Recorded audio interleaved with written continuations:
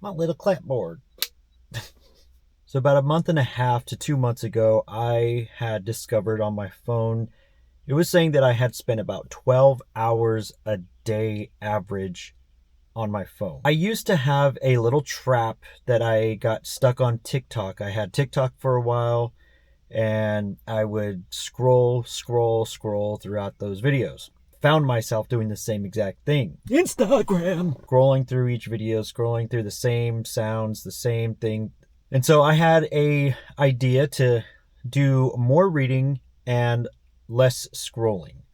So ever since then, I wanted to. Bad timing. I started with some of the older books that I kind of read throughout my my teenage years. The Maximum Ride series by James Patterson. 5 or 6 mutant kids who were experimented on. So they're 98% human, 2% bird. And they have wings and they are able to fly. And they go through hell throughout the entire series. They have, let's see, 1, 2, 3, 4, 5, 6, 7, 8, 9. And then you have Hawk, which is connected to Maximum Ride, but I still count him as Maximum Ride. So 10, 11.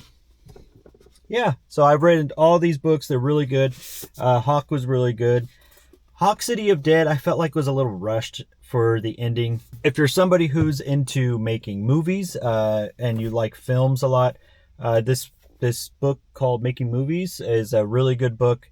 It kind of goes deep into like what goes on behind the scenes. There's some snippets about certain directors, certain script writers. There's a lot of great history in here. So I definitely recommend this one for those filmmakers who... Right now, I'm in the middle of reading James Patterson's Alex Cross series. I just finished the Along Came a Spider, and I am starting on the next one called Kiss the Girls, which is the second one. I believe there's like 36 in this series of Alex Cross. Or is that the other series? I don't know. But James Patterson is a great writer. I've always loved him. I just ordered a book, another book. It was for the Divergent series. I want to start reading the book. I've seen the movies, but I want to see what the book is about. However, I do highly recommend one book. It is, that's my sticker, giving me old razzle dazzle. I was using it as a bookmarker. I do recommend one book out of all of them. This book was definitely definitely what they would say a page turner. So this is what's called The Fall and Rise, the story of 9/11. This goes through the accounts of everything that happened between the day before 9/11, the day of 9/11, the days after 9/11. They didn't just talk about the events. This book talked about the people. For example, Peter, Sue Kim, and Christian Hansen on United Airlines Flight 175. Barbara Olson, American Airlines Flight 77. A lot of great information of what they were doing the day before, what families they had. Some of them had recently fallen in love, recently gotten married. Even has a little map of Lower Manhattan. Fall and Rise, the story of 9/11. It came out in 2019, I believe. Just recently bought this and I stormed through it. It's really good. I would highly recommend it.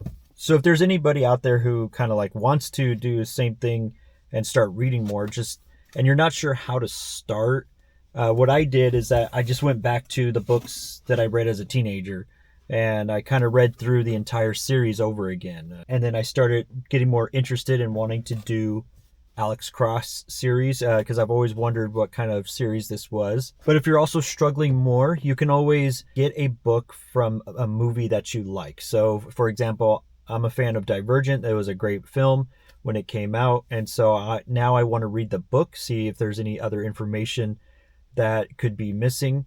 The only thing about that is that you have to be prepared. There are certain things that may be in different places or scenarios are happening in different times throughout the book compared to the movie. Stop it. So it really is up to you. However, these are kind of the books that I've been reading.